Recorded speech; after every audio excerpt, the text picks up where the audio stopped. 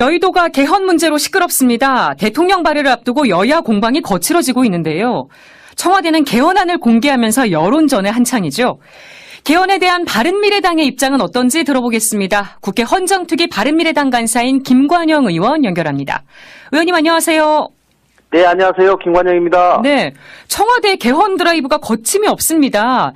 그제는 개헌안 발의 방침을 밝혔고 어제는 또 일부를 공개했는데요. 예. 이런 상황 어떻게 바라보세요? 네, 저는 국회의 개헌 논의는 결국은 최종적으로는 국회가 이것을 책임져야 되기 때문에 예. 대통령의 개헌안 발의는 대단히 신중해야 된다. 그리고 특별한 위기 상황이 아니라면 자제되어야 한다라고 하는 입장을 지속적으로 얘기를 한 바가 있습니다. 예. 그렇기 때문에 어제 대통령의 개헌안을 보고 먼저 구체적인 내용을 언급하기 전에 대통령의 개헌안 그 발의 시도에 대해서 저는 바람직스럽지 못하다 이런 말씀을 드리겠습니다. 네. 개헌안을 지금 사흘에 걸쳐서 공개하는 건 어떻게 보세요?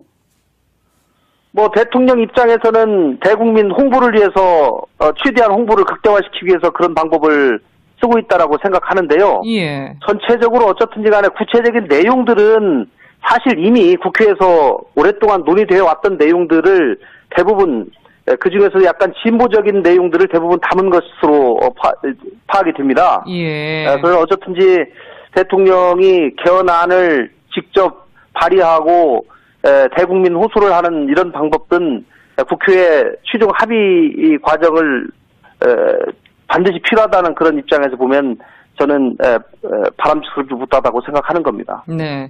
어제 공개된 헌법 전문을 보니까요. 그동안 3.1운동하고 4.19 혁명만 명시가 됐었는데 네. 이번에 부마항쟁, 5.18 민주화운동, 60 민주항쟁이 새롭게 담겼습니다. 예. 이 부분 어떻게 보세요? 예, 5.18 민주화운동의 역사적 의미를 헌법 전문에 담아야 된다라고 하는 것은 저희 과거 바른미래당이 국민의당 시절부터 동의해왔던 내용입니다. 예. 그리고 부마항쟁 또 60항쟁을 넣어야 된다라고 하는 내용도 국회에서 충분히 그동안 의논이 됐던 내용인데요. 네. 저 개인적으로는 헌법 전문에 이 세 가지의 역사적 사건을 넣는 것에 대해서 저는 동의하는 입장입니다. 예. 그러나 어쨌든지 헌법은 이제 여야가 최종적으로 합의가 돼야 되는 상황이기 때문에 국회 논의 과정을 거쳐야 된다라고 하는 그동안 입장을 가지고 있었는데 예. 대통령의 개헌안은 이것이 첨가나 수정이 불가능하거든요. 네. 일단 넣으면 여기에 대한 찬반만 표명할 수가 있기 때문에 어쨌든지 저희 당의 대부분의 의원들은 그 부분에 관해서는 크게 문제 삼지는 않고 있습니다. 네. 근데 자유한국당 홍준표 대표는 헌법에 역사적 사건이 들어가는 사례가 거의 없다. 헌법이 아니라 네. 누더기다 이렇게 비난했습니다. 홍 네. 대표의 발언은 어떻게 생각하십니까? 프랑스 혁명조차도 프랑스 헌법에 들어가 있지 않다. 예. 라고 하는 얘기를 하면서 그만인 것으로 아는데요. 네. 이제 각 나라의 헌법마다 그 헌법이 만들어진 역사적 배경이나 사실이 있지 않겠습니까? 네. 우리나라는 3.1운동과 4.19 혁명을 이미 적시를 했거든요. 예. 그 사건이 아예 자체가 없었더라면 새롭게 넣는 것에 대해서 더더욱 국민적인 논란이 있을 수밖에 없을 테지만 이미 3.1운동과 4.19 혁명의 역사적 사실을 넣어져 있는 이상 그와 비슷한 또 역사적인 평가를 받고 있는 5.18 민주화운동이라든가 60 민주항쟁, 부마항쟁은 넣어도 크게 저는 무방하다고 저는 생각합니다. 네. 근데 일부에서는 산업화 얘기를 뺀 채 이런 민주항쟁이나 이런 진보적 사건들만 넣은 게 이념 갈등을 부를 수도 있지 않겠냐 이런 지적도 있습니다. 이 부분 어떻게 보세요? 예, 국회에서도 자유한국당의 헌법개정특위위원들이 예. 그런 부분을 계속 지적을 해서 해왔었습니다. 예. 그래서 저는 개인적으로는 그 부분을 넣는 것을 찬성하지만 여야 합의하는 과정에서 참 만만치 않겠다라고 하는 그런 예상을 한 바가 있습니다. 네. 그런데 어쨌든지 대통령께서는 보다 좀 진보적인 생각을 가지고 있기 때문에 그런 쪽의 의견을 수용한 것으로 저는 생각합니다. 네. 산업화 부분이 들어가는 것도 반대하는 건 아니신 거죠? 네, 저는 그렇습니다. 서로 각자가 꼭 넣어야 된다라고 하는 내용이 있다고 하면 그것이 예. 그 맥락에 크게 해치지 않는다면 저는 가능하다고 생각합니다. 네. 촛불혁명은 역사적 평가가 진행 중이라는 이유로 빠졌는데요. 요거는 당연한 결정이라고 보시나요? 예, 그 부분도 국회에서 거의 몇 시간에 걸쳐서 토론이 이루어진 내용입니다. 예, 예. 특히 촛불혁명에 관해서는 지금 대통령에 대한 재판이 진행 중이고 있는 상황이기 때문에 네. 자유한국당 의원들이 대단히 좀 거부 반응을 보인 바가 있습니다. 그리고 저 개인적으로도 적어도 부마 항쟁, 5.18, 60항쟁 이런 것에 대해서는 역사적 평가가 끝났고 예. 관련 법들이 이미 다 제정이 돼 있거든요. 네. 그렇기 때문에 이 부분에 관해서는 적어도 30년 이상의 시간이 흘러서 역사적 평가가 완료된 문제이기 때문에 이런 것은 넣어도 상관이 없지만 촛불 혁명에 대해서는 그것이 혁명이냐 아니냐부터 시작해서 많은 공방이 있기 때문에 네. 헌법에서는 제외시키는 것이 저는 맞다고 저는 생각합니다. 네. 이번에 개헌안 내용을 보니까 기본권 보장도 강화를 했습니다. 생명권, 네. 안전권, 주거권, 건강권 다양한 권리가 신설이 됐던데요. 기본권을 명시한 부분은 어떻게 보셨어요? 네, 기본권을 확대해야 된다라고 하는 점은 지난 30년간 헌법이 새롭게 대두되고 있는 여러 기본권 조항의 그 시대상 반영을 제대로 반영하지 못했다라고 하는 얘기가 지속적으로 되어 왔었습니다. 네.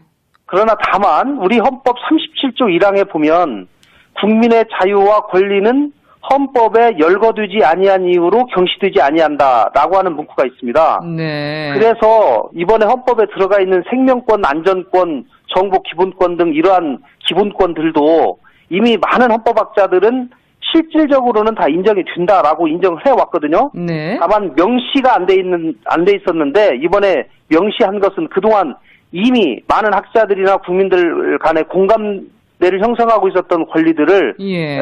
넣은 것으로 저는 바람직한 방향이다 이렇게 생각합니다. 네. 이번에 신설된 생명권은 사형제도 폐지나 낙태 논의와도 연결될 가능성이 있어 보이는데요. 이건 어떻게 보셨어요?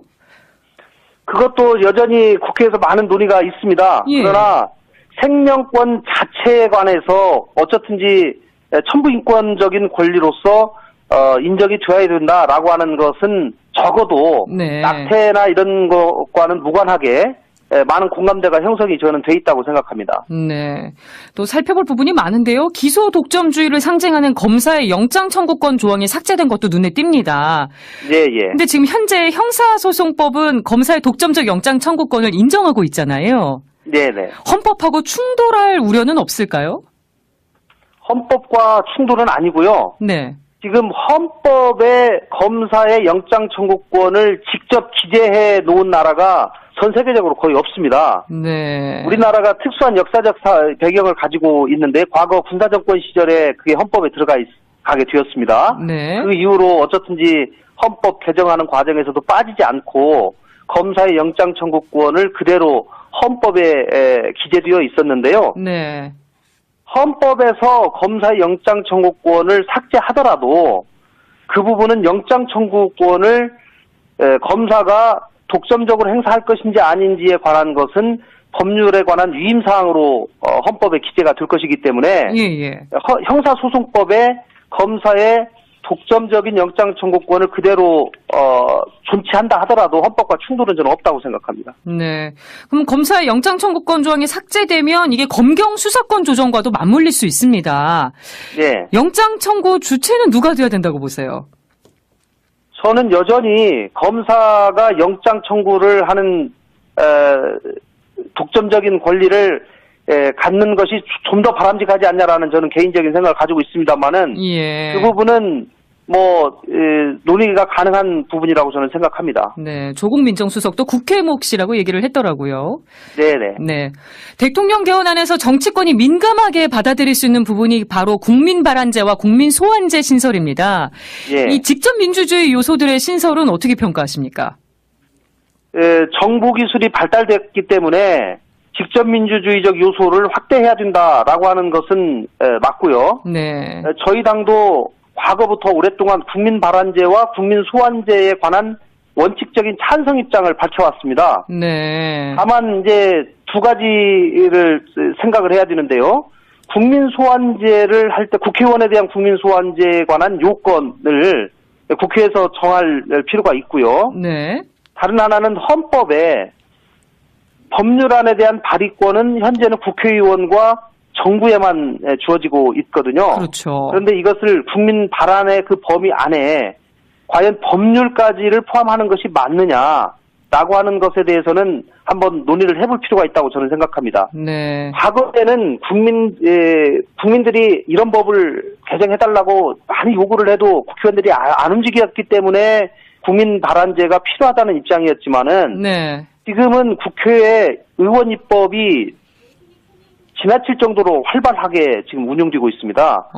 국민들이 이런 법을 해달라고 의원에게 청원을 하거나 요구를 했을 때 의원들 10명 이상이 찬성해가지고 의원 발의를 하는 그런 경우가 정말 많기 때문에 예. 국민들이 그 불필요한 예를 들면 국민 발안제 하면 최소한 뭐 100만 명, 2만 명, 200만 명 이렇게 모아가지고 발안을 하게 되는데 예. 그런 절차가 꼭 지금 상황에서 필요할지 이는 한번 검토를 해봐야 될 것 같습니다. 네. 청와대가 오늘과 내일도 이 개헌안 공개를 이어갈 계획인데요. 이 개헌안 공개가 개헌안에 대한 찬성 여론을 높일 수 있을 거라고 보시나요? 어떻게 보세요? 이미 찬성 여론은 상당히 높은 상황이고요. 네. 국회도 개헌에 대한 의지가 그 어느 때보다도 높습니다. 다만 개헌을 언제 국민투표에 붙이냐에 관해서 정부 여당과 자유한국당 간의 입장차가 있는 것이거든요. 네. 저는 청와대가 이번 개헌안 발의를 주도하면서 청와대와 민주당은 개헌 찬성 세력이고 나머지 정당들은 개헌 반대 세력이다라고 이분법적으로 하는 것을 대단히 경계합니다. 네. 국회도 개헌에 대한 열의가 어느 때보다 높다는 말씀을 꼭 드리고 싶고요. 예. 국회에서 문턱을 넘지 못할 것이 거의 확실시 되는 개헌안을 발의하는 것은 저는 국력 낭비이고 사회적으로 혼란만을 초래할 가능성이 높다고 생각합니다. 네. 그렇기 때문에 대통령께서 다소간에 좀 인내를 발휘하실 필요가 있다. 저는 예. 생각을 합니다. 오늘 26일에 대통령 개헌안이 발의될 예정인데요. 네. 자유한국당 홍준표 대표는 본회의에 참여하는 의원을 제명시키겠다면서 강경한 입장을 보였습니다. 네. 바른미래당 입장은 어떻습니까? 저희는 지방선거와 동시에 투표를 해야 되겠다고 하는 작년의 대선 후보들의 약속을 지켜야 된다는 입장입니다. 네. 자유한국당처럼 사실을 저는 이유가 석연치 않게 아는 이유로 개헌 시기를 뒤로 미루고 있는데요. 네. 그러나 또 한편으로는 자유한국당이 저렇게 반대를 하고 있는 100석이 넘는 정당이 반대하고 있는 현실도 감안할 수밖에 없는 것이 또 현실이기 때문에 네. 저는 개헌 시기와 권력 구제에 관해서 여야 영수회담을 통한 대타협이 필요하다. 특히 개헌 시기와 관련해서는 또 대통령은 자유한국당이 과연 개헌의 의지가 있는지 의심스럽다 이런 말씀을 하고 있지 않습니까? 네. 그렇기 때문에 홍준표 대표와 여야 대표 또 대통령이 만나서 올해 예를 들면 10월 달 안에는 반드시 개헌을 하겠다. 네. 그리고 국회에서 8월까지는 역산해가지고 반드시 합의를 대타협을 이루겠다라고 합의를 하고 네. 그 부분을 대국민 앞에 발표를 하면 저는 상당한 구속력이 있는 약속이고 그런 방향으로 들 수 있지 않을까 싶습니다. 네. 영수회담을 거쳐서 합의를 하면은 6월 지방선거와 개헌 동시 투표 가능성 남아 있다고 보시는 건가요? 저는 뭐 여전히 희망을 버리지 않고 있습니다만은 자유한국당의 현재의 여러 가지 입장이나 그동안의 언행으로 봐가지고는 가능성이 그렇게 높지는 않아 보입니다. 네. 대단히 안타깝습니다. 그러면 자유한국당의 6월 합의, 10월 투표 로드맵에는 동의는 하십니까?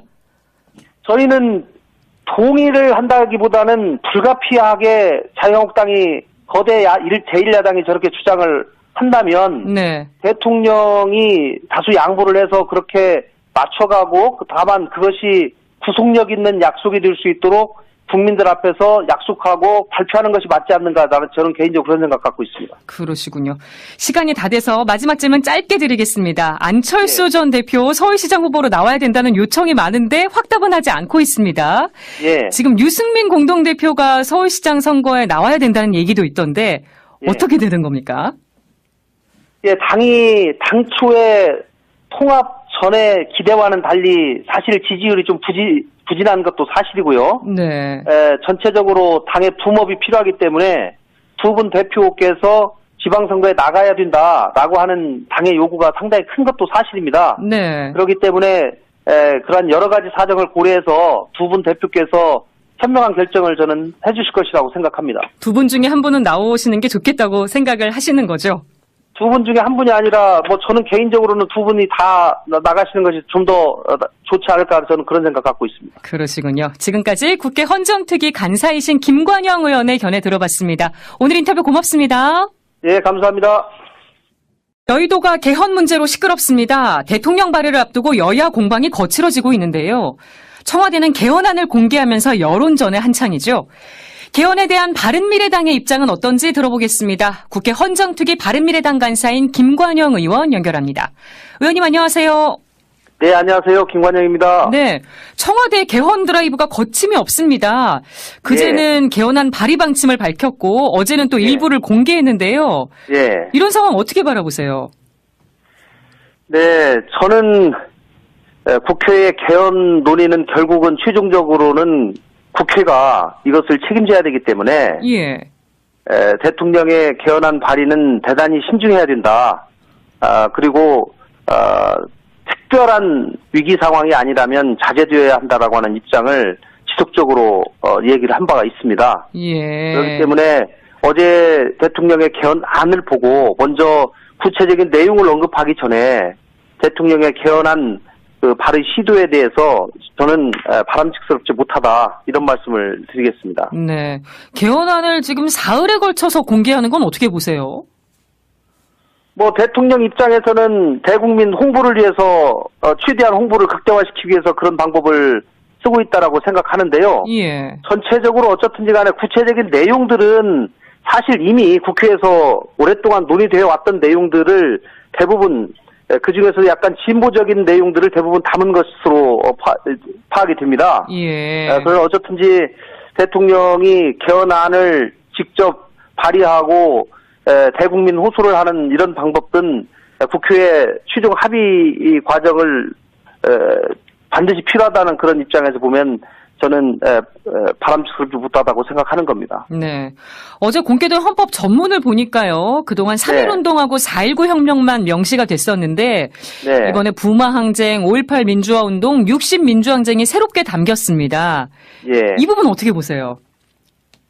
예, 5.18 민주화운동의 역사적 의미를 헌법 전문에 담아야 된다라고 하는 것은 저희 과거 바른미래당이 국민의당 시절부터 동의해왔던 내용입니다. 예. 라고 하는 얘기를 하면서 그만인 것으로 아는데요. 네.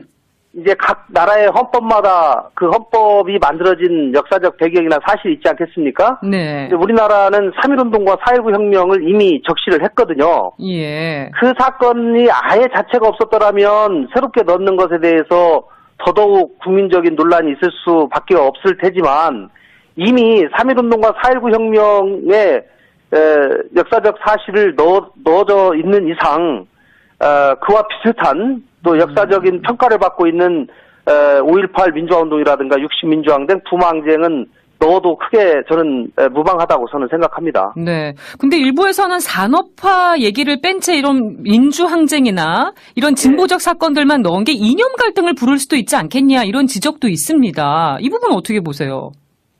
예, 국회에서도 자유한국당의 헌법개정특위위원들이 예. 그런 부분을 계속 지적을 해서 해왔었습니다. 예. 그래서 저는 개인적으로는 그 부분을 넣는 것을 찬성하지만 여야 합의하는 과정에서 이 참 만만치 않겠다라고 하는 그런 예상을 한 바가 있습니다. 네. 그런데 어쨌든지 대통령께서는 보다 좀 진보적인 생각을 가지고 있기 때문에 그런 쪽의 의견을 수용한 것으로 저는 생각합니다. 네. 산업화 부분이 들어가는 것도 반대하는 건 아니신 거죠? 네, 저는 그렇습니다. 서로 각자의 꼭 넣어야 된다라고 하는 내용이 있다고 하면 그것이 예. 그 맥락에 크게 해치지 않는다면 저는 가능하다고 생각합니다. 네. 촛불혁명은 역사적 평가가 진행 중이라는 이유로 빠졌는데요. 요거는 당연한 결정이라고 보시나요? 예, 그 부분도 국회에서 거의 몇 시간에 걸쳐서 토론이 이루어진 내용입니다. 예, 예. 특히 촛불혁명에 관해서는 지금 대통령에 대한 재판이 진행 중이고 있는 상황이기 때문에 네. 자유한국당 의원들이 대단히 좀 거부 반응을 보인 바가 있습니다. 그리고 저 개인적으로도 적어도 부마 항쟁, 5.18, 60항쟁 이런 것에 대해서는 역사적 평가가 끝났고 예. 관련 법들이 이미 다 제정이 돼 있거든요. 네. 그렇기 때문에 이 부분에 관해서는 예.